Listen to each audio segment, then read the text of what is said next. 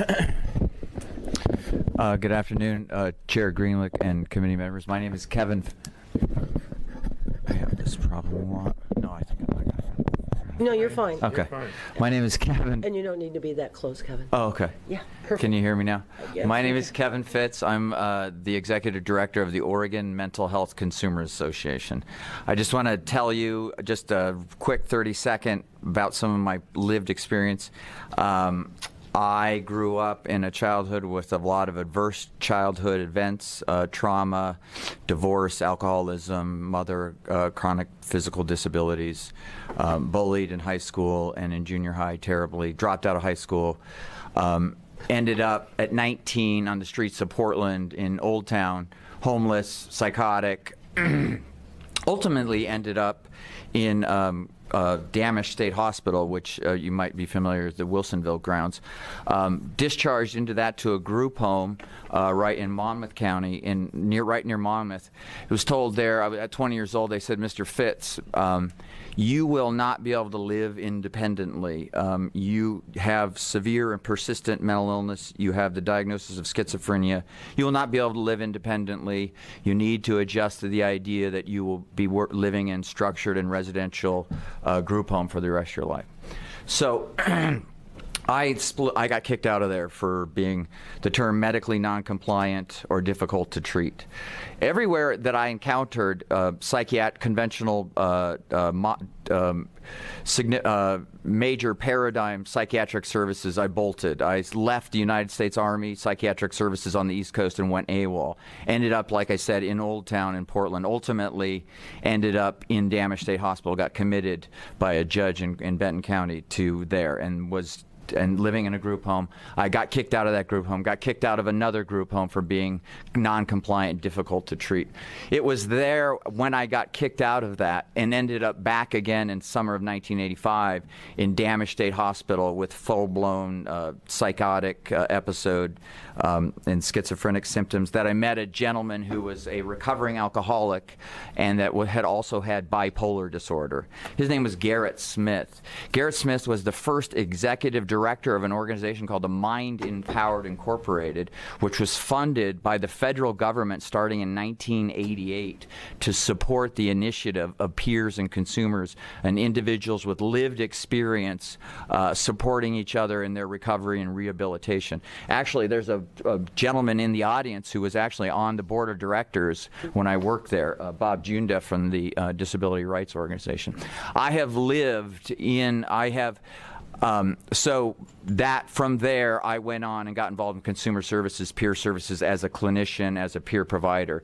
Up and then speed forward to I know we're running out of time. 1998, I was awarded a $500,000 contract with the Oregon Mental Health Division to promote peer services, consumer services, policy and advocacy services for people with lived experience all over the state of Oregon.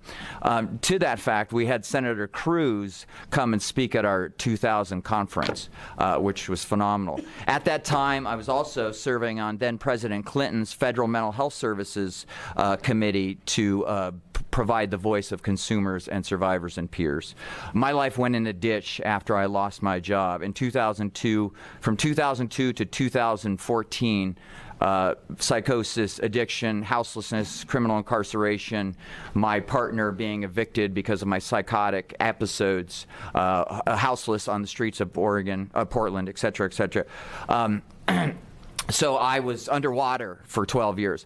And it was not conventional services that reached out to me and pulled me back and said, your life is meaningful. We don't want to see you ultimately living under a bridge or being, stuck in a backward of the state hospital. And those individuals who reached out to me were peers, were people who had the lived experience of houselessness, the lived experience of severe alcoholism, the lived experience of severe and persistent mental illness diagnosis. So it is now today back clean and sober for 3 years. There is nobody that you will meet who is not paid by somebody who is a volunteer, who's more engaged in mental health policy, unaffiliated with hospital associations, pharmaceutical money, or doctors' organizations that represent the authentic voice of the recipient of that service. I'm currently a recipient of Central City Concern in Portland, Oregon for my mental illness. The thing that I want to say is, and I want to give blessings to Representative Kennemer for suggesting our amendment. I was working on this exact same amendment with Senator Bates during last interim session, actually testified in front of Senator Moans Anderson, and he said, this is great, let's look forward to the next session where we can, spotlight this. I have been told by leadership of OHA, I just participated in a 6-month process called a Behavioral Health Collaborative, bringing together 50 stakeholders, county commissioners, psychiatrists, etc., to give some input of where Oregon Health Authority will go in the future with its behavioral health integration to primary care. We yesterday abstained from endorsing their final report, not because we didn't think it was good community, not because we didn't think it was innovative and had a lot of fresh ideas, for one thing only. This particular recommendation that is in Representative Kennemer's amendment, we wanted that either to be put in the final document or to give a clear, understood, and explicit explanation by their business office and their contract people why this could not make it. We were, unfortunately, this was not in their final report. We weren't told exactly why it would not be. I have heard rumors that OHA leadership says that this particular language that lists in Representative Kennemer's amendment already exists. According to the director of Multnomah County Mental Health, who helped us craft this language, this does not exist. According to my scope and reading the coordinated care contract organizations, this language, this particular mandate, this definitive, is not laid out explicitly like that. We have great working relationships with Director Saxton, her behavioral health policy chief.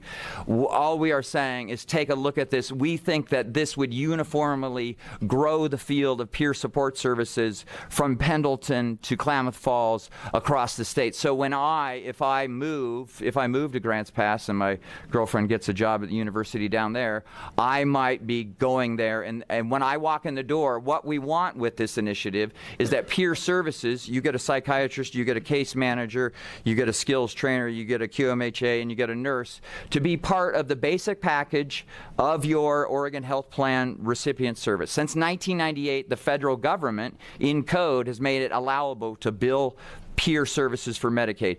Since 2005, before Obamacare, before the expansion of Medicaid, we have been doing it in Oregon. It has not been uniform, and there, as far as I know, and as far as my attorney, Brad Biddle, our organization's attorney, there's no contract law that mandates these 16 coordinated care organizations to offer this explicitly and out front in their contract. So I know that was an awful lot of wonky, in the weeds sort of stuff, but I just want to sort of lay that out there clearly. We appreciate your passion. Yes, yeah. So.